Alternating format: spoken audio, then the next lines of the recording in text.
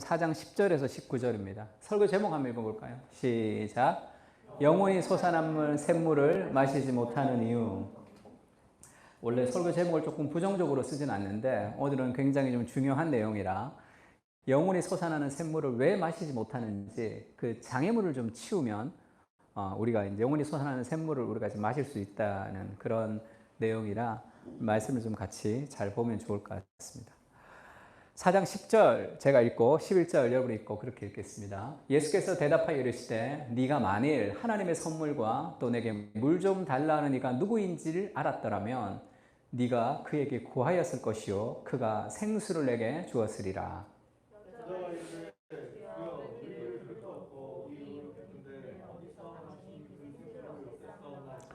우리 조상 야곱이 이 우물을 우리에게 주셨고 또 여기서 자기와 자기 아들들과 짐승이 다 마셨는데 당신이 야곱보다 더 크니까.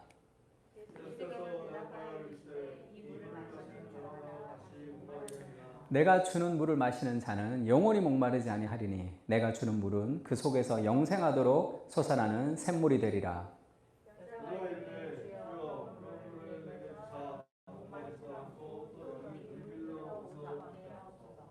이르시되 가서 내 남편을 불러오라.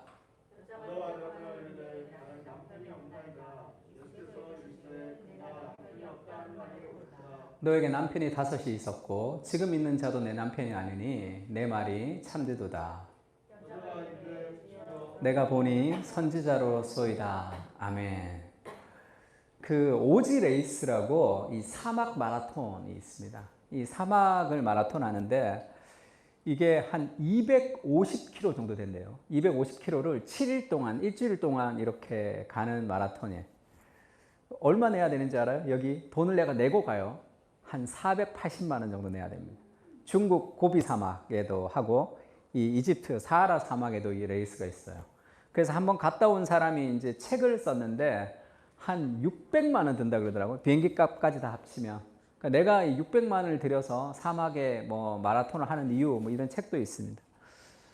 근데 이 그 오지 레이스를 하는 사람들 얘기를 들어보면 이 초보자가 이 오지 레이스 하다가 이 너무 떨어지면 앞뒤에 간격이 있고 그러면 그런 일이 거의 없는데 초보자들이 죽는 경우가 있대요. 죽는 경우가 있는데 이 탈진으로 죽는데 물통을 차고 죽는다는 거예요. 그러니까 왜 물통을 차고 죽느냐 하면 이 오즈 레이스를 할 때 우리가 목이 마르다라고 느낄 때는 이미 조금 늦은 거예요.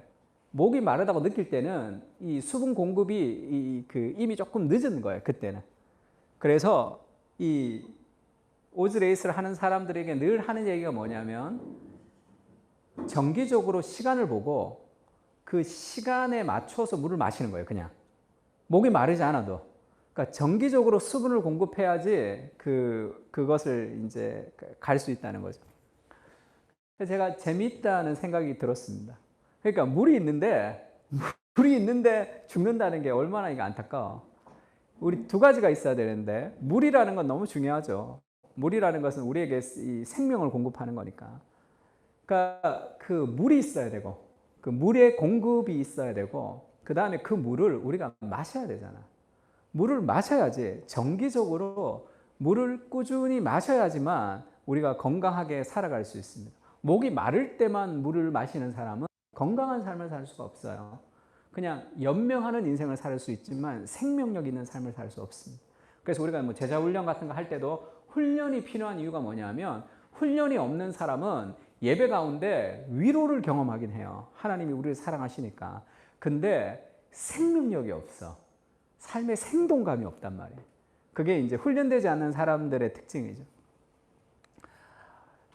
예레미야 2장 13절에는 이런 말씀이 있습니다. 내 백성이 2가지의 악을 행하였다는 거예요. 2가지 악. 첫 번째는 뭐죠?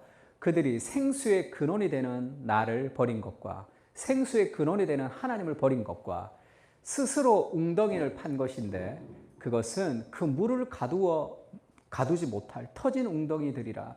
하나님의 백성이 2가지 악을 행했는데 첫 번째는 생수의 근원이 되신 하나님을 버렸어요. 하나님이 생수의 근원이 된다는 것을 깨닫지 못한다. 그러면 물이 있긴 있어야 되니까 어디를 자기가 물을 찾아서 나선단 말이에요. 웅덩이를 판다고. 그런데 그것이 물을 가두지 못할 터진 웅덩이죠. 그러니까 얼마나 안타까워. 물이 있지만 그것을 공급을 받지 못하며 살아갈 때 삶은 점점 메마르게 되어 있습니다. 오늘 본문에도 우리가 읽었던 그 사마리아 여자도 예수님이 네 속에서 영생하도록 솟아나는 그 기쁨의 샘물을 내가 주리라 그렇게 약속하잖아요. 그럼 그거를 내가 마시면 되잖아요.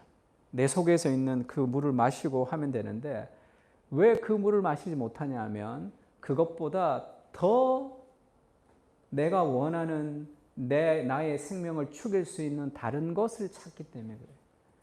인간은 모든 뭔가를 찾고 있습니다. 뭔가를 이렇게 헤매고 있어. 웅덩이를 파고 있어. 계속. 목이 마르기 때문에. 근데 하나님이 생수의 근원이라는 것을 생각하지 못하는 거죠. 왜 생수라고, 왜 물로 표현했냐는 거죠. 하나님을 왜 물로, 생수다. 그 다음에 또 뭐로 표현해요? 나는 생명의 떡이다. 양식. 그 사람이 떡으로 살지 않는다 할 때 떡과 물로 표현했냐? 왜 그런 것 같아요? 왜 그런 것 같아요, 진짜? 왜 물과 떡으로 표현했을 것 같아요? 질문할 줄은 몰랐지, 지금.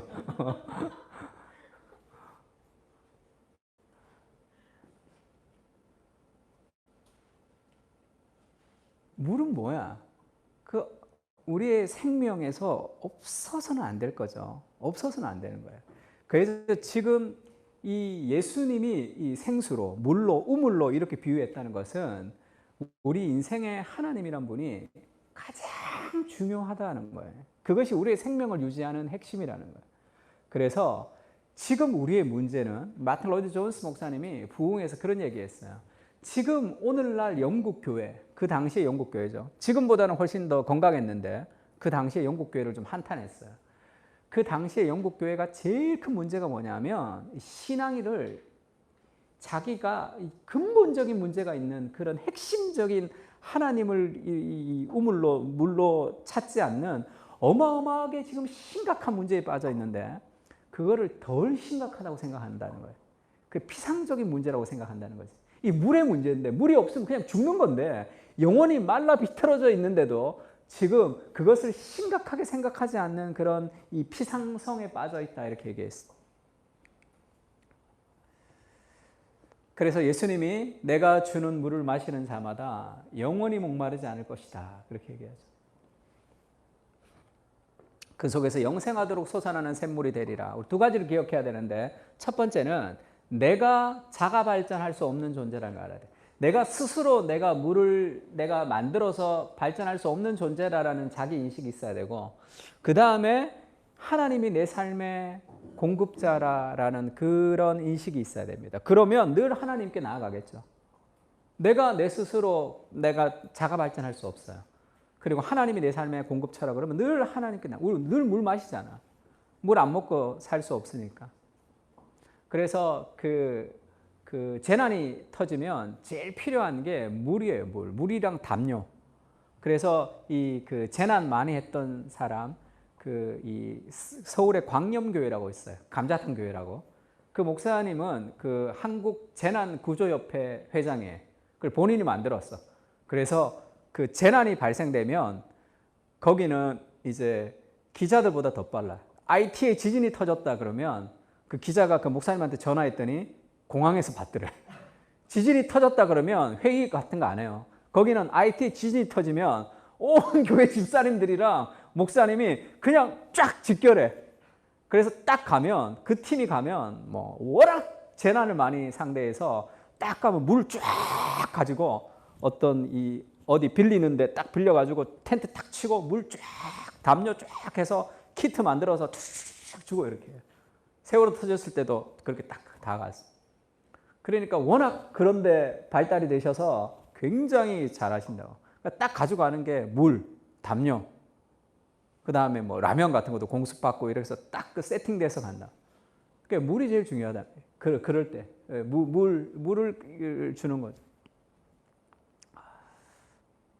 그래서 제가 그 목사님 한번 만나서 물어봤어요. 목사님 그러면 일주일 동안 재난 현장에 있고 그럼 주일날 설교하셔야 되는데 어떻게 합니까? 그러니까 그냥 한다 그러시더라고요. 그냥 설교는 밥이야. 그냥 그렇게. 그래도 또 그건 좀 아닌 것 같지 않나 내가.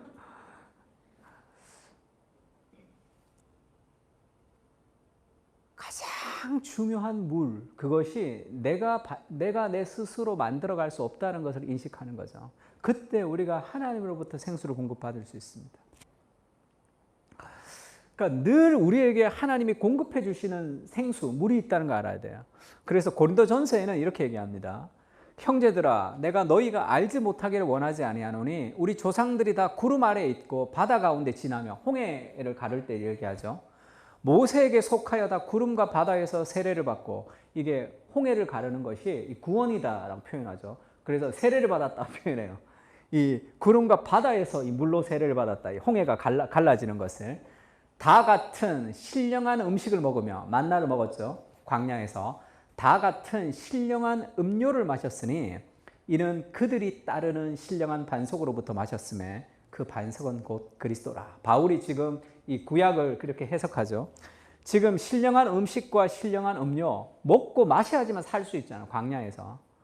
그 먹고 마시면서 우리가 살았는데, 이는 그들을 따르는 신령한 반석으로부터 물이 나오죠. 반석에서.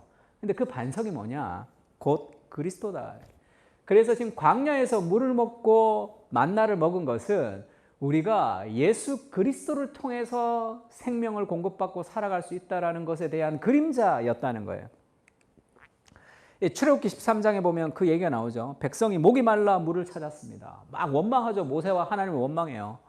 당신이 어찌하여 우리를 애굽에서 인도하여 내어서 우리를 우리의 자녀들과 우리의 가축이 목말라 죽게 하느냐. 왜 목말라 죽게 할까? 하나님이 왜 광야로 인도할까요? 광야는 먹을 것이 없고 마실 것이 없는 곳이잖아. 그것으로 하나님이 인도했다면 하나님의 섭리가 있는 거죠.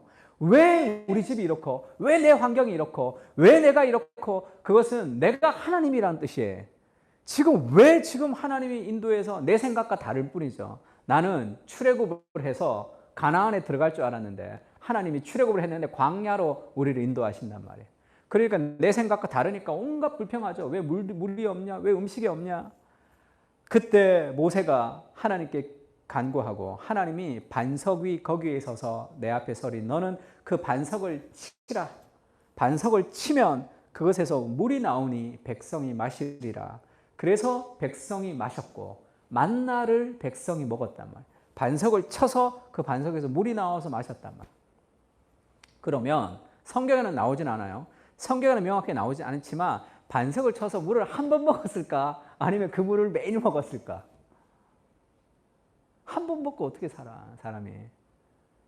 만나가 올 때 만나 한 번 먹은 게 아니잖아요. 매일 아침 만나를 거두러 가서 먹은 거죠. 그러면 반석에서의 이 물도 이 사람들이 광야 생활 속에 물을 계속 먹었다고 보는 것이 훨씬 더 건전한 해석이에요. 그러나 명확하게는 성경에는 그거 다 나오진 않습니다. 그래서 우리가 아까 읽었던 고린도전서 10장 4절에는 다 같은 신령한 음료를 마셨으니 이는 그를 따르는 신령한 반석인데 그 반석이 그리스도다. 그리스도라는 반석으로부터 물을 마셨는데 그들을 따른다는 거죠. followed라고 되어 있어요. 대부분의 영어 성경에는. 그러니까 그 반석이, 지금 쉽게 얘기하면 반석에서 물이 나왔어. 근데 그 반석이 전설의 고향처럼 막 구르는 느낌이 있단 말이야. 막 굴러가. 막 그들이 여행하면 반석이 막 굴러가는 그런 느낌이 있다고. 막 따른다는 단어를 썼단 말이에요. 정말 막 구르는 것은 아니지만 지금 여기서 표현하고 싶은 게 뭐예요? 늘 그 신령한 반석으로부터 그들이 계속 공급받았다는 걸 보여주는 거죠. 그래서 NLT 성경에는 그것을 그렇게 번역했습니다. The spiritual rock, 이 영적인 반석이란 말이에요. spiritual 반석, 이 영적인 반석인데 that traveled with them이에요. 그들과 함께 여행했다는 거예요. 그 반석이 그들과 함께 여행하는 그 반석으로부터 그들이 공급을 받았단 말이에요. 그러니까 우리는 느끼지 못하고, 쉽게 얘기하면 우리에겐 보이지 않지만 우리의 인생 속에 영원한 생수 되신 그 그리스도가 우리를 계속 따르고 있단 말이에요. 그거를 마시면 돼. 근데 보이는 것들에 집중하면 우리가 늘 불평과 결핍 속에 살아갈 수밖에 없는 거죠. 우리를 따르고 있다. 그래서 예수님이 네 안에 있는 그 생수, 영원한 생수, 그것을 마시라는 거지. 그러면 인생이 힘들고 어렵고 여러 가지 고난이 있고 그것은 뭐 당연한 거겠죠. 그러나 그 속에서 우리 안에 있는 그 생수가 있잖아요. 그것을 우리가 마시며 우리가 살아가는 거죠. 그래서 이 광야의 여정을 신명기에서는 그렇게 말씀했습니다. 하나님께서 이 40년 동안에 이 광야의 길을 걷게 하신 것을 기억하라. 생각하는 거예요. 신앙이라는 것은 생각이에요. 사고하는 겁니다. 믿음은 생각하는 거예요. 그래서 그런 얘기 했죠. 공중의 새를 보라. 그리고 생각해야 돼. 들에 핀 꽃을 보라. 그리고 생각해 보란 말이에요. 이 들에 핀 꽃도 아무도 이 먹이를 주지 않지만 하나님이 먹이시는데 하물며 우리들일까 보냐. 너희는 무엇을 먹을까 마실까 염려하지 말고 그의 나라와 그의 의를 구하라. 예수님 그렇게 말씀하시죠. 새를 보고 꽃을 보면서 깊이 생각하면 그거를 알 수 있단 말이에요. 믿음이 없다는 것은 생각이 없다는 거예요. 힘들면 힘들어. 그럼 거기에 그냥 매몰돼. 짜증나면 짜증나. 거기에 매몰된단 말이에요. 힘들고 짜증날 때 생각하는 거예요. 지성적 깨달음. 성령께서 우리에게 어떻게 인도하죠? 이 깨달음을 통해서 인도하시잖아요. 그러니까 그 하나님의 말씀을 나에게 선포해야 된단 말이에요. 광야의 길에 불평만 하지 말고 왜 광야의 길을 걷게 하실지를 생각하라는 거죠. 이는 너를 낮추시며 너를 시험하사 내 마음이 어떠한지 그 명령을 지키는지 지키지 않는지 알려 하심이라. 뭘 가르쳐주기 위해서라는 거예요. 너를 낮추시며 너를 줄이게 하시며 또 너를 알지 못하며 내 조상들도 알지 못하던 만나를 내게 먹이신 것은 뭐죠? 같이 읽을까요? 사람이 시작. 사람이 떡으로만 사는 것이 아니요 여호와의 입에서 나오는 모든 말씀으로 사는 줄을 네가 알게 하려 하심이니라. 이것이 광야의 목적이죠. 광야의 레슨. 하나님의 광야를 통해서 우리에게 정말로 몸으로 알게 해주고 싶은 것 한 가지가 있다면 사람은 떡으로 살지 않고 하나님의 말씀으로 산다. 그래서 광야라는 거 먹을 것이 없고 마실 물이 없는 곳으로 들어갔단 말이에요. 그러면 거기서 죽어야 돼요. 근데 그들이 죽지 않고 거기서 가나안으로 들어갔잖아. 왜요? 하나님이 그들을 먹이시거든.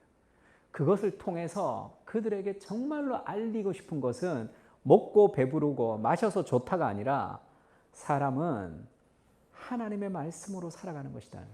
하나님을 의지하며 살아가는 거지. 하나님으로 공급받으며 살아가는 것이다 라는 것을 깨닫게 하는 거죠. 인간이 아무것도 없는 인간의 한계 아래서 그것이 하나님이 우리 인생의 광야에서 가르쳐주고 싶은 삶의 레슨이죠. 40년 동안에 내 의복이 해지 않고 내 발이 부르트지 아니하였다. 그걸 좀 모르겠느냐? 이것이 광야의 핵심입니다. 이것이 우리 인생이라는 광야에도 살아가는 삶의 핵심이죠. 마귀가 예수님에게 묻죠. 시험하는 자가 예수께 나와서 이르되 네가 만일 하나님의 아들이거든 명하여 이 돌들로 떡덩이가 되게 하라. 이렇게 얘기해요. 너무 배고프지? 이 돌들로 떡덩이가 되게 하라. 네가 가지고 있는 너의 능력으로 네가 너를 책임지는 인생으로 살아가라. 너의 인생의 공급자가 누구냐? 너 자신이 돼야 된다. 너의 인생의 주인이 누구냐? 너 자신이 돼야 된다.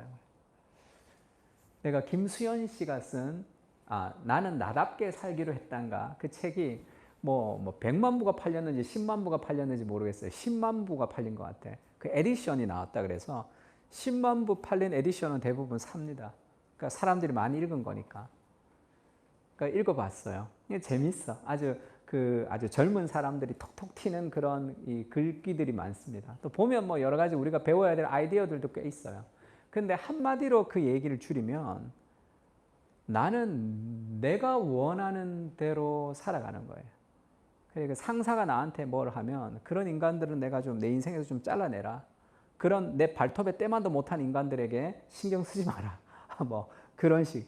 그러니까 나는 나답게 살기로 했다. 그것이 뭐라 그럴까? 내 인생의 주인은 내다. 휘둘리지 마라. 그게. 환경에 휘둘리지 마라. 네 인생의 주인은 네다. 생각을 바꿔라. 그렇게 얘기한. 근데 그거는 어느 정도 그건 정답이 될 수는 없습니다. 정답이 될 수 없고 본인은 그렇게 해서 책 써서 많이 팔아서 돈도 많이 버니까 가능하지. 그렇지 않은 사람들이 훨씬 더 많아요. 그렇지 않은 사람들이 훨씬 더 많습니다. 백만장자가 되는 법이라고 사람들이 책을 쓴단 말이에요. 그래서 사람들이 그 책을 사잖아. 어떻게 해서 백만자가 되는가? 자기는 책 써서 백만자가 되는 거예요. 백만장자가 되는 법이라는 책을 써서 자기만 백만장자가 되는 거야, 그냥. 그것이 진리로 믿으면 그거는 다 반쪽짜리 진리라 인생이 모든 게 다 들어오지가 않는단 말이에요. 자기의 삶에. 자기가 인생의 주인인 거죠. 제가 그 알릴레오라고 그 유현준 교수님이라고 홍대 교수님이 나왔어요. 건축가 교수님이 나와서 이제 막 이렇게 토론을 했는데 책에 대해서 얘기했는데 저희 아내가 그걸 잠깐 봤는데 저한테 그렇게 얘기하더라고요. 저 사람 말은 잘하는데 조금 이상한 것 같아요. 이렇게 얘기하더라고요. 공간의 그 미래인가 하는 게 책이 있어요. 제가 그래서 책을 좀 봤습니다. 보고 제가 그 이제 짧은 영상 종교에 대해서 얘기하는 것도 좀 봤어요. 근데 이제 뭐가 문제냐면 인생이라는 것은 크죠. 세상이라는 것은 내가 다 이해할 수 없어요. 세상은 100이야. 나는 10이야. 그리고 내가 아는 것 중에 건축과 공간이라는 건 2잖아요. 그 2를 가지고 모든 세상을 다 이해하려고 하니까 이게 안 맞는 거예요. 그러면 다 잘라내야 돼, 딴 거를. 그리고 여기에 다 맞춰야 된단 말이에요. 그러니까 뭐 강대상이 높은 것은 이 목사의 권위가 더 높은 것이고, 뭐 콜로세움 같이 원형 경기장의 민주주의가 완성이 되었다. 권력이라는 것이 한 사람에게 집중되면 그게 좋지 않고 여러 사람에게 퍼지면 민주가 더 좋다는 그런 이 단순한 발상을 가지고 이게 밑으로 내려보니까 민주주의가 완성이 되고 위로 올려보니까 뭐 목회자에게 권력이 가고 그래서 온라인 예배가 되면서 권력이 분산되었다. 그래서 뭐 자기는 뭐 온라인 예배가 되니까 누워서도 예배드리고 밥 먹으면서 예배드리고 그거는 권력이 분산된 게 아니라 본인의 신앙이 잘못된 거예요. 그렇게 예배드리면 안 되는 거야. 무언가 안타까운 것은 그 틴켈러가 그런 얘기했어요. 전문가들이 가지는 착각이 뭐냐면 한 분야의 전문가라고 생각하면 모든 걸 자기가 다 안다고 생각하는 거예요. 그래서 그걸 가지고 모든 걸 다 판단한다고. 그러면 많이 틀리게 되어 있어요. 많은 부분들이. 그게 내 중심으로 사고하는 거죠. 그러니까 내가 알고 있는 세상 속에서 내 걸로 모든 것을 다 대입하게 되면 그게 좀 삐그덕삐그덕하게 되어 있어요. 예수님이 그렇게 얘기합니다. 기록되었을 때 사람이 떡으로 살 것이 아니요 하나님의 입으로부터 나오는 모든 말씀으로 살 것이다. 이것이 인생의 본질이죠. 우리 지금 세상은 우리에게 뭐라고 얘기해요? 네가 원하는 방식대로, 네가 원하는 대로, 네가 원하는 삶을 네가 주도적으로 살아가라 이렇게 얘기합니다. 그래서 우리는 거기에 문화의 영향을 받아서 그렇게 살아가기 위해서 애쓰고 노력하고 있어요. 근데 늘 얘기하죠. 내가 살고 싶어하는 삶의 동기가 어디서부터 왔는지를 찾아봐야 돼요. 내 욕구가 어디서부터 왔는지를 살펴봐야 된다고. 그 욕구를 이루는 것이 행복이 아니라. 지금 뭐예요? 사람이 인생의 주인공은 하나님이다 이 뜻이에요. 너의 인생의 주인이 누구냐? 내가 아니라 내가 공급자가 아니에요. 하나님이 내 삶의 공급자고 나는 그 공급을 받는 내가 의존하는 사람이다. 나는 나 스스로 살아갈 수 없다라는 그런 삶의 자기 인식이 필요합니다. 그때 우리가 그걸 공급받을 수 있어요. 하나님 앞에. C.S. 루이스가 영광의 무게라는 책에서 이런 얘기를 했습니다. 아름다움을 담고 있다고 생각하는 책이나 음악이 있어도 그것은 결국 우리를 배신할 것이다. 아름다움은 그 안에 있는 것이 아니라 단지 그것을 통해 나타났던 것 뿐이기 때문이다. 그것을 통해 나타났던 것은 단지 갈망이었다. 왜냐하면 그것들은 아름다움 자체가 아니기 때문이다. 무슨 얘기예요? 책도 음악도 우리가 그 아름다움에 매료되죠. 근데 그 아름다움은 그 책과 음악이 주는 것은 아름다움의 본질이 아니에요. 아름다움의 자체가 아니라 그 아름다움을 투영하고 반영해 주는 것뿐이에요. 세상에 있는 모든 피조물을 우리가 섬길 수 없고 세상에 있는 모든 피조물을 하나님보다 더 사랑할 수 없는 이유가 뭐냐면 그것은 아름다움의 본질이 아니잖아. 하나님이 세상을 창조할 때 하나님의 영광이 세상 가운데 드러나게 돼 있죠. 우리가 경치가 아름다운 것, 그림이 아름다운 것, 음악이 아름다운 것은 음악이라는 그 자체가 아름다움의 본질이 아니잖아. 하나님의 아름다움을 반영해 주기 때문에 우리가 그것을 아름답게 느끼는 거죠. 그러면 우리가 그 음악을 보고 우리가 그 자연을 보고 결국 그것을 통해서 아름다움의 본질인 하나님의 아름다움을 더 사모해 가는 것이 그것이 아름다움의 본질이죠. 그런데 하나님의 아름다움보다 이것을 더 사랑하는 거야. 그래서 막 뭐 날마다 그 다른 아름다움에 빠져 있으면 그 아름다움의 본질이 아니기 때문에 우리에게 영원한 만족을 줄 수 없단 말이에요. 그래서 음악을 좋아하는 사람들도 음악 너무 좋아하잖아. 너무 들으면 질린단 말이에요. 그러면 또 새로운 음악, 또 새로운 음악. 뭐 계속 찾아야 되잖아. 클래식 같은 거는 좀 덜 지른 이유가 뭐죠? 하나님의 아름다움을 더 반영하거든. 왜죠? 다른 거는 가요나 팝송은 멜로디가 적잖아. 클래식은 화성이 많잖아.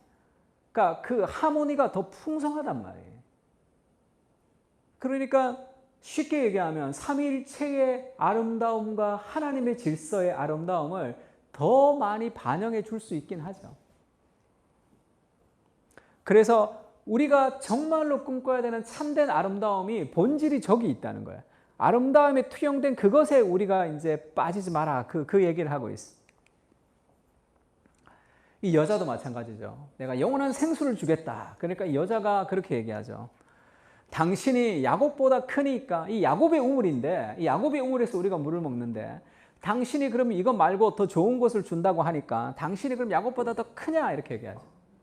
우리가 하나님의 영원한 생수, 그리스도의 영원한 생수로 맛보지 못하고 살아가는 게 뭐냐면 다른 즐거움, 다른 만족, 하나님이 그것보다 덜 만족스럽다라고 생각하는 착각 때문이죠. 당신이 야곱보다 더 크냐? 이렇게 묻는다. 더 크다는 것을 알면 하나님을 아름답게 만족하겠죠. 정말로 하나님이 내 인생의 생수의 근원이 되시고 나는 아무것도 할 수 없다는 그것을 깊이 깨달으면 날마다 하나님 앞에 가서 영적인 진액을 공급받으면서 우리 삶을 살아가겠죠. 그러지 않는 이유가 뭡니까? 내가 애써서 노력하지만 그러지 못하는 이유가 뭐죠? 내 삶에 다른 아름다움이 있기 때문에, 내가 추구하는 다른 것들이 있기 때문에 그 하나님의 본류를 우리가 맛보지 못하고 살아간단 말이에요. 그래서 하나님이 자꾸 주가 되는 것이 아니라 주된 아름다움은 따로 있다고. 내 인생을 추구하는 내 삶의 아름다움은 따로 있고 하나님의 아름다움은 부가 되기 때문에 자꾸 뒷전으로 밀리는 거죠. 당신이 야곱보다 크니까. 이 비슷한 얘기가 요한복음 1장에 또 나오죠. 그 나다나엘이 예수님이 무화과 나무 아래에서 보았다 할 때 당신은 메시아입니다 이렇게 고백할 때 예수님이 그렇게 얘기하죠. 내가 너를 무화과 나무 아래 보았다 함으로 믿느냐? 이보다 더 큰 일을 볼 것이다. 그러면서 이보다 더 큰 일이 뭐예요? 너희가 진실로 진실로 너희에게 이르노니 하늘이 열리고 하나님의 사자들이 인자 위를 오르락내리락 하는 것을 보게 될 것이다. 네가 지금 그 정도로 지금 그렇게 하느냐? 너는 지금 그리스도를 믿을 때 네 인생에 더 큰 것을 볼 것이다. 그 큰 것은 하나님의 사자들이 인자, 예수님 위를 오르락내리락 하는 것을 보게 될 것이다. 그 얘기했어요. 이게 뭐라 그랬어요? 이 야곱의 사달이죠. 야곱이 창세기 28장에 잤습니다. 바담 아람으로 가다가. 잘 때 꿈에 사닥다리가 땅 위에 서 있는데 그 꼭대기가 하늘에 닿았고 하나님의 사자들, 천사들이 그 위에서 오르락내리락 하고 있었어요. 야곱이 꿈을 그러면서 그 벳엘, 하나님의 집이다. 베트, 집, 엘, 하나님. 여기가 하나님의 집이다. 이렇게 얘기했은 곳이 이곳이죠. 그러면서 여호와께서 그에게 말씀하십니다. 그 위에 서서 너의 아브라함의 하나님이요 이삭의 하나님이라. 내가 이 땅을 너와 내 자손에게 줄 것이다. 내 자손이 땅에 티끌같이 되어 네가 서쪽, 동쪽, 북쪽, 남쪽으로 퍼져나갈지며 땅의 모든 족속이 너와 내 자손으로 말미암아 복을 받으리라. 이 아브라함에게 얘기했던 그 하나님 나라의 비전을 다시 얘기해 준단 말이에요. 네 인생이 그 하나님 나라의 비전에 그 하나님 나라의 그 그리스도의 조상이 되어서 결국 그 영원한 하나님 나라를 이루는 그것에 동참하게 될 것이라는 걸 알려준단 말이에요. 이때는 사닥다리 위에 천사들이 오르락내리락 했는데 예수님이 그것을 인자 위에 오르락내리락 하게 될 것이다 했더니 이 사닥다리, 사실 사닥다리라기보다 그대로 원어를 직역하면 계단이 비슷해요. 계단.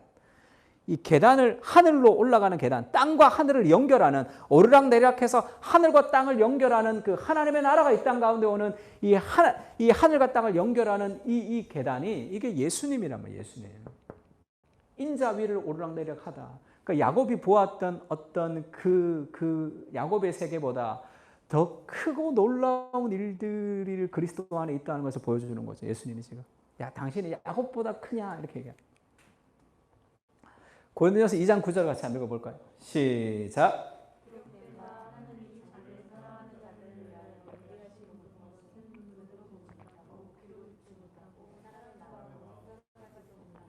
하나님이 우리에게 주시는 것, 자기를 사랑하는 자를 위해서 예비하신 모든 것은 내 생각보다 더 큰 거예요. 그러니까 내 생각대로 내가 원하는 삶을 살아가려고 노력하는 것은 참 어리석은 일입니다. 고작 해봤자 내 생각으로의 최선의 삶이에요. 하나님이 우리에게 주시는 삶은 내가 원하지 않는 삶이지만 그것은 더 큰 행복을 가져다 준다는 것을 기억해야 돼요. 그래서 주의 말씀 앞에 순종하면 되는 거예요. 왜 순종하지 못하죠? 내 생각엔 그게 아니거든. 나는 그렇게 하고 싶지 않거든. 그거를 버리지 못하는 거죠. 하나님 말씀에 순종할 때 훨씬 더 풍성한 삶의 행복이 우리에게 있습니다. 그걸 하나님 약속하시는 거죠. 생수의 근원이 되는 하나님을 버리고 물을 저축하지 못한 웅덩이를 계속 파고 있는 것과 마찬가지죠. 그래서 예수님이 그렇게 얘기하죠. 이 여자가 두 개를 모르는데 하나님의 선물도 모르고 또 물을 좀 달라 하는 이 예수님이 누구인지를 잘 모른다. 이거를 좀 알면 네가 나에게 생수를 주었을 것이다. 하나님의 선물은 뭡니까? 쉽게 얘기하면 성령님인데 내 인생의 가장 큰 행복이에요. 하나님이 그리스도를 통해서 우리에게 주는 것은 내 인생의 가장 큰 행복입니다. 그것을 우리에게 주고 싶어 하신단 말이에요. 예수 그리스도를 통해서 우리에게 가장 큰 아름다움의 본질인 그 아름다움의 본류를 우리에게 주고 싶어 하는 거죠. 타락한 상황에서 죄가 그거를 이제 왜곡시킨 거죠. 그래서 여자가 그렇게 얘기합니다. 주여 그런 물을 내게 주사 목마르지도 않고 여기 물길로 오지 않게 하옵소서. 이 여자가 정말 예수 그리스도를 영적으로 다 깨달았는지 안 깨달았는지 모르지만 지금 야곱보다 더 큰 사람으로 무언가 물길로 오지 않는 영원한 생수가 있으면 내게 주십시오 이렇게 얘기했습니다. 그 영원한 생수를 예수님이 그냥 주시지 않아요. 그 영원한 생수를 받으려면 그것을 받지 못하게 하는 장애물을 치워야 됩니다. 예수님이 그렇게 얘기하죠. 영원한 생수를 주십시오. 그럼 탁 주면 되잖아. 생수를 주십시오라고 할 때 예수님이 그렇게 얘기하죠. 네 남편을 불러와라. 네 남편을 불러와라. 왜 네 남편을 불러와라? 영원한 생수를 주십시오. 내가 누구인지를 알면 영원한 생수를 내가 너에게 줄 것이다. 그러면 주님 영원한 생수를 주십시오. 네 남편을 데리고 오라. 영원한 생수를 공급받지 못하는 무언가 장애물이 있는 거죠. 그거를 치우면 생수가 공급받는 거예요. 내가 지금 가만히 있는 상태에서 기도하면 생수가 오는 것이 아니라 끊임없이 내 안에 계신 그리스도께서 생수를 공급하시는데 받지 못하게 하는 무엇이 장애물이 내 안에 있단 말이에요. 그것이 이 여인에게 남편이었습니다. 여자가 말하죠. 나는 남편이 없나이다. 이 수치스럽기 때문에 속이죠. 예수께서 말씀하십니다. 네가 남편이 없다는 말이 옳도다. 그게 맞다. 여자는 속인 거지만 예수님은 그래 뭐 그 말도 맞다. 네가 남편이 없다는 것이. 너에게 남편이 5이 있었고 지금 있는 자도 내 남편이 아니니 내 말이 참되도다. 이 말은 남편이 5이 있었고 지금 있는 자도 네 남편이 아니다. 이렇게 정식적으로 결혼하지 않았다는 의미도 되지만 지금 여기서 말을 하고 있는 게 뭐죠? 그녀가 정말로 찾았던 인생의 목마름은 안정감이었겠죠. 그 사랑을 통해서 누리는, 그 결혼을 통해서 누리는 그 삶의 어떤 안정감, 그 사랑을 찾는 사람은, 연애를 찾는 사람은 사실 그 연애를 찾는 게 아니죠. 연애를 통해서 궁극적으로 내가 채우고 싶은 내 안의 갈망을 찾는 거잖아. 그 남편이 5 있었지만 지금 있는 자도 내 남편이 아니니 내 말이 참되다는 게 뭐야? 네가 정말로 찾고자 하는 너의 목마름을 채우고자 하는 너의 하나님, 너의 종교, 너의 신앙, 네 인생을 이끌어가는 무엇, 그것을 줘. 그것이 너의 인생의 참된 영혼의 갈망을 해결해 주지 못하는 것이라는 걸 알아야 돼요. 그러니까 하나님보다 더 사랑하는 뭐가 있는 거야. 그것을 우상이라고 얘기합니다. 레베카 피퍼시라는 사람이 빛으로 소금으로라는 책에서 이런 얘기했어요. 무엇이 우리를 지배 혹은 통제하는지 그것이 우리의 주인이다. 힘을 추구하는 사람은 힘에 의해 지배를 받는다. 인정받기를 추구하는 사람은 그가 기쁘게 하려는 사람에게 지배를 받는다. 우리가 우리를 지배하는 것이 아니다. 내가 사랑하는 그것이 우리를 지배한다. 내가 사랑하는 무엇, 내가 하나님보다 더 사랑하는 무엇, 나의 하루를 시작할 때 내가 간절히 원하는 것, 기도보다 더 소중한 것, 아니면 내가 기도하는 내 삶의 간절한 기도의 제목, 그것이 우리의 삶의 우상인 확률이 많습니다. 내가 하루 동안 제일 많이 생각하는 것, 아니면 내가 제일 두려워하는 것, 그렇게 될까 봐 두려워하는 것, 그게 우리의 삶을 또 이끌어가는 거죠. 그것이 우리의 삶의 우상이에요. 그것을 제거할 때 정말 하나님의 아름다움을 우리가 경험할 수 있다, 이렇게 얘기합니다.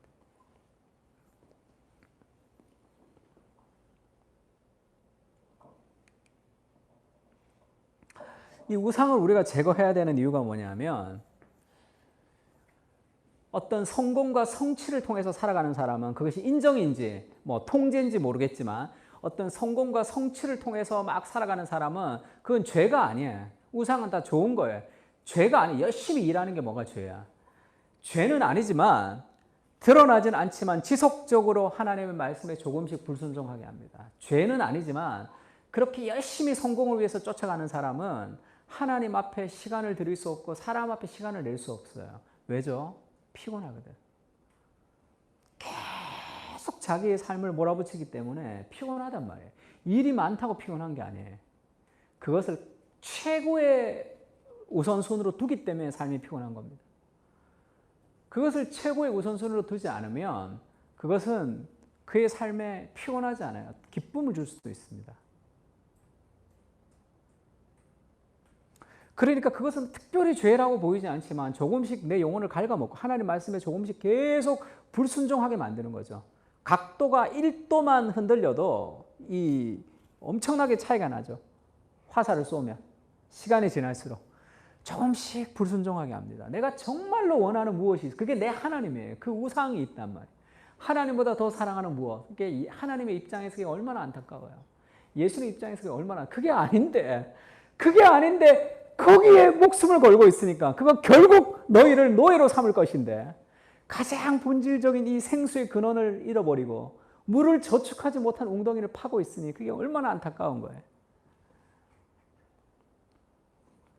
두 번째는, 그래서 안식일은 저항이다라는 월트 브루그만 책이 있는데, 그것은 안식은 저항이라는 거죠. 이 시스템, 자본주의 시스템, 이 파라오의 시스템, 이 생산적인 시스템, 그 시스템이 우리를 막 몰아붙이기 때문에 이 안식은 그것에 대한 저항이, 이 세상 뜻대로 내가 살아가지 않겠다는 삶의 저항이죠. 하나님 앞에 안식할 때. 그래서 하나님 앞에 기도하며 하나님 앞에 안식할 때 이웃을 향해서, 세상을 향해서 살아갈 수 있는 삶의 공간이 마련된다, 이런 얘기를 했습니다. 오병이어의 기적도 마찬가지죠. 오병이어의 기적에 이 보리떡 2마리, 물고기 이것이 이 물고기 5개, 보리떡 2개가 이것 갖고 뭐가 되겠습니까? 근데 아주 초라한 거잖아요. 내가 가지고 있는 게 별것 아니란 말이에요. 근데 내가 가지고 있는 별것 아닌 것으로 하나님이 함께 하시면 하나님의 역사가 이루어지는 거죠. 그러면 내가 가지고 있는 것은 작지만 하나님이 내 삶 가운데 함께 하시기 위해서 시간을 투자해야 되는데, 가지고 있는 게 작으니까 이거를 자꾸 키워보려고 하는. 나는 막 성공해서 정말 가난한 사람 많이 도와줄 거야. 막 그걸 좀 키워보려고 하나님과 동떨어져서 그걸 키워봤자 내가 열심히 하는 그 정도 몇 명밖에 못 도와줘요. 또 그것도 내가 피폐해지고, 내가 이렇게 열심히 했는데, 내가 이렇게 열심히 살았는데, 내가 이렇게 도와줬는데, 내가 이렇게 열심히 봉사했는데, 다 그렇게 된다고. 왜 그러냐 하면 내가 가지고 있는 것이 작지만 하나님과 연결되면 하나님 앞에 사용되면 돼요. 뭐가 힘들어? 그걸 더 가지려고 더 해서 더 준비돼서 뭐 하려고 하니까 점점 피폐해지는 거예요, 삶에. 빠른 사람이라고 경주에서 승리하는 게 아니에요. 하나님이 함께 하시면 되는 거란 말이에요.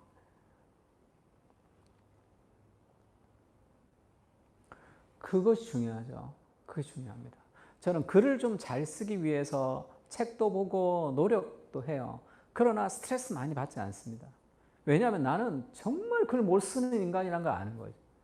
내가 그 TGC에 아티클을 쓰고 글을 쓰고 목회와 신학에 지금 오늘 또 글을 보내야 되는데 저는 너무 신기해요. 이게 나는 한 번도 글 잘 써본 적도 없고 글에 대한 감각이 있는 거야. 지금도 이렇게 글 보면 맞춤법도 다 틀려.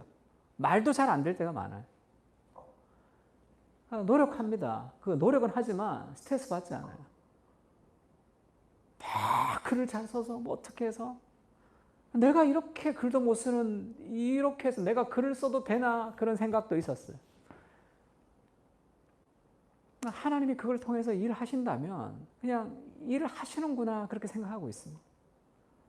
그냥 쓰는 거예요. 나보다 잘 쓰는 사람이 얼마나 많아요. 그러니까 하나님의 은혜인 것 같아요. 그러니까 뭐 부끄러운 수준이지만 그러니까 뭐 그렇게 많이 갖춘다고 되는 게 아니잖아. 그거 막 스트레스 받아서 내가 막 열심히 하지도 않습니다. 그냥 꾸준히 하는 거예요. 그러나 하나님이 사용하시면 사용하시는 것이고 내가 갖고 있는 것으로 내가 갖고 없는 것이면 뭐 그거는 아니면 되잖아요. 두 번째는 우상은 단순히 악을 행하는 것이 아니라 선한 것을 악한 것으로 바꾸는 거예요. 그게 문제란 말이야. 왜 우상이 문제냐 하면 이건 단순히 악을 행하는 게 아니에요. 단순히 죄를 짓는 게 아니라 선한 것을 악한 것으로 바꾸기 때문에 그렇습니다.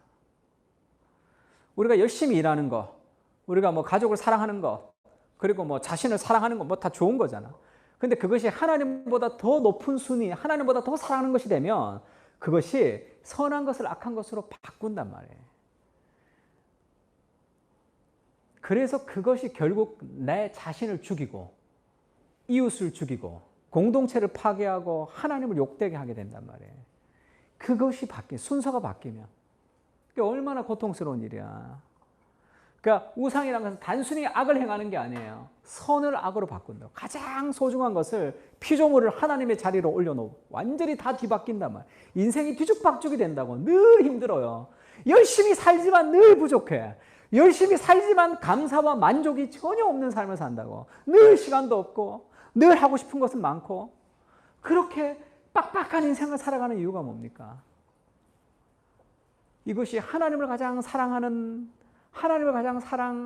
것이 순서가 바뀌어서 그래요.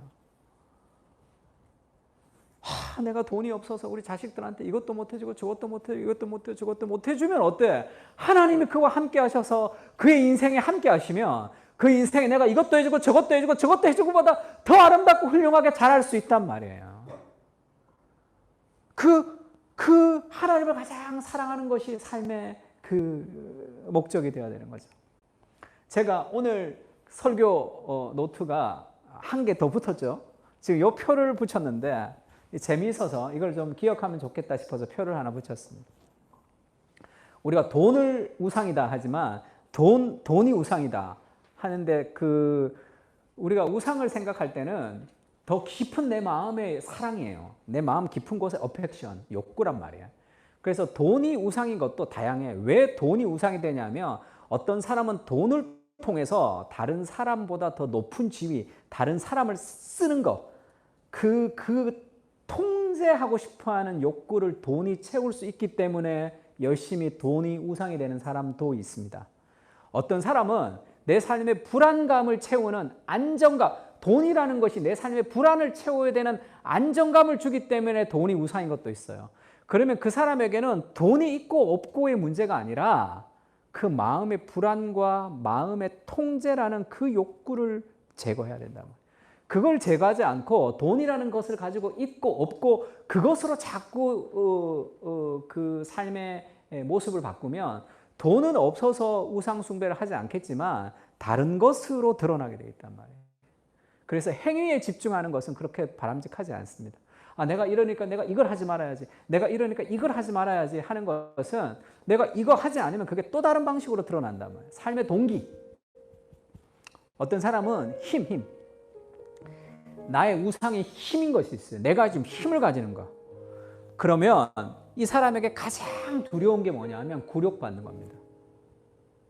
내가 누군가 조롱받고 굴욕받는 것을 견딜 수 없을 정도로 이 자존심 상해하면 그게 내 안에 그 우상을 제거하지 못했다는 데 있어요. 그러면 이 힘을 추구하는 사람은 굴욕받고 싶지 않아서 계속 힘을 추구해요. 지지 않으려고. 그러면 내 주변에 있는 사람들이 어떤 느낌을 당하냐면 그 사람한테 이용당한다는 느낌 들어요.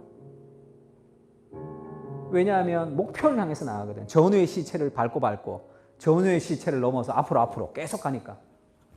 그 다음에 그 사람 안에 있는 감정적인 해결하지 못하는 게 뭐죠? 분노예요, 분노. 안 되거든. 내가 하나님이 될 수 없잖아. 내가 제일 위대한 존재가 될 수 없단 말이에요. 그러니까 내가 추구하는 그 힘을 추구하는 그 우상을 제거하지 못하면 그의 삶의 분노의 문제가 해결되지 않고 주위에 있는 사람들은 뭔가 이용당한 것처럼 상처를 받고 자기는 이 굴욕이 두려워하며 살아가는 그런 노예로 살아갈 수밖에 없단 말이에요. 그 다음에 인정을 갈구하는 사람들도 있어요. 이 사람들은 열심히 일합니다. 시키는 것도 열심히 해요. 근데 거절이 두려운 거야. 그러니까 내가 누군가를 거절할 수도 없고 다른 사람이 나를 거절하면 상처받아 버려요. 카톡 조금만 늦어도 막 상처받아. 혹시 저 사람이 나를 씹는 것은 아닌가. 인정을 갈구하는 거죠. 열심히 일하지만 인정이 없으면 낙심해 버립니다. 이런 사람은 주변 사람들이 어떻게 느끼죠? 숨 막혀요. 계속 갈구하거든. 나 사랑해 안 사랑해? 사랑해 안 사랑해? 계속 묻는다 그래 봐. 숨 막히지. 이런 사람들의 그 문제의 감정이 뭐냐면 비겁해져요. 인정을 받기 위해서 줏대가 없으니까 이랬다 저랬다 막 바꿔야 되니까. 이것이 막 다양한 형태로 드러나는 거죠. 그 다음에 안정감, 편안한 것을 좋아하는 사람이 있습니다. 이 사람은 스트레스가 무조건 아닌 거예요. 인생은 고난이 필요하죠. 근데 힘든 거는 다 싫어. 그 다음에 어떤 요구사항이 있는 것도 다 싫어요. 무언가 안정이 깨어지는 건 너무 힘들어요. 주변 사람들이 받는 느낌이 뭐죠? 주변 사람들이 무시받는 것 같은 느낌이 듭니다. 왜죠? 잘 안 하니까. 나는 하자 그러면 잘 안 하니까. 왜? 편안하고 안정적인 게 좋고 이게 깨지는 게 싫거든요. 그러면 이 사람들이 가지는 문제적 감정은 뭐죠? 이 권태의 문제를 해결할 수 없어요. 내가 안정을 추구하지만 하나님이 우리를 안정을 추구하면서 살도록 이 땅을 지은 게 아니잖아. 가만히 앉아서 내가 안정적으로 살려면 지금 천국 가면 되잖아요. 그러니까 하나님이 심어놓으신 내 안에 있는 그런 그 하나님 나라를 향한 욕구가 있단 말이야. 그러니까 늘 권태로워 삶이. 왜 권태롭죠? 이 편안의 욕구를 자기가 제거하지 못하게, 그 우상을 제거하지 못하기 때문에 그가 권태로운 거예요. 어떤 사람은 통제입니다. 내가 다 통제해야 돼요. 내가 모르는 게 있으면 안 돼요. 이 사람은 불확실성이는 짜증나요. 스케줄을 다 짜고 스케줄대로 안 되면 그냥 미치는 거예요. 그래서 약속 시간 칼같이 지키는데 조금만 늦는 인간이 오면 그 사람은 그냥 정죄하죠. 그래서 주변 사람들은 어떤 느낌이 듭니까? 이 사람들은 다 판단해요. 똑똑해. 다 이 사람 말대로 잘 돼요. 그래서 망합니다. 그래서 망쳐요, 일을. 내가 다 맞을 수 있냐고. 그래서 이 독재 스타일이죠. 이 밑에는 박수 치는 사람만 있어요. 자기보다 더 훌륭한 사람들이 함께 일하지 못합니다. 다 통제해야 되거든, 내가. 다 나보다 못해야 되거든. 그래서 다른 사람들이 다 판단받게 늘 지적해요. 그럼 이 사람의 문제적 감정은 뭡니까? 염려. 늘 그 염려의 문제를 해결을 못해. 왜 해결을 못하죠? 이거를 버리지 않기 때문에 그래요. 이 모든 것을 해결할 수 있는 게 뭡니까? 하나님이죠. 하나님이 내 인생의 주인이 되시면 내 삶이 뭔가 좀 통제되지 않아도, 뭔가 좀 앞길을 잘 몰라도 하나님이 인도하시면 그것을 믿고 걸어갈 수 있는 거예요. 하나님이 내 인생의 주인이 되시면 내가 하고 싶지 않아도 하나님이 나를 모험으로 인도하실 때 한 발 내딛고 물 위를 걸어가면 되는 거예요. 그때 우리의 삶의 균형이 일어날 수 있습니다.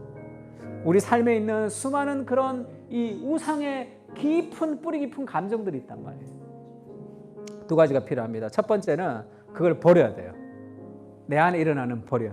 목사님, 그럼 내 안에 우상이 어떤 건지 어떻게 압니까? 나를 절망시키는 거, 나를 화나게 하는 거, 나를 짜증나게 하는 삶의 근원을 추구하다 보면 그것이 내 삶의 우상의 동기가 그 안에 있습니다.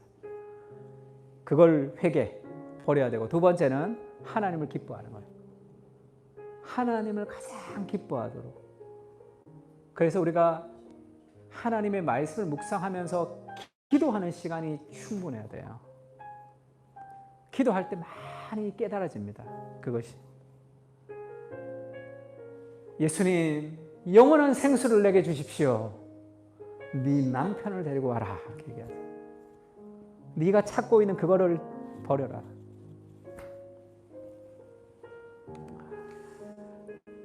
내 안에 있는 우상을 회개하고 하나님을 기뻐하는 것. 예를 잠깐 들어서 설명하고 좀 마치겠습니다. 우리 한나가 반주하면 설교 마무리한다 그랬는데 반주하든 말든 마무리가 안 되네. 자, 레아가 임신을 했어요. 이 레아와 라헬 얘기 알죠? 레아가 임신해서 아들을 낳았습니다. 루벤을 낳았어요. 루벤. 그러면서 내 남편이 나를 사랑하리로다. 남편이 그의 삶의 궁극적인 목적이었죠. 남편의 사랑을 받는 것. 이 당시에는 이게 직업으로 성공하는 것 비슷한 거예요. 그 다음에 다시 임신하여 아들을 낳았습니다. 그리고 여호와께서 사랑받지 못함을 들으셨으므로 내게 아들을 낳았죠. 기도 응답이 된 거죠. 시몬이라고 했습니다. 그 다음에 또 아들을 낳았죠.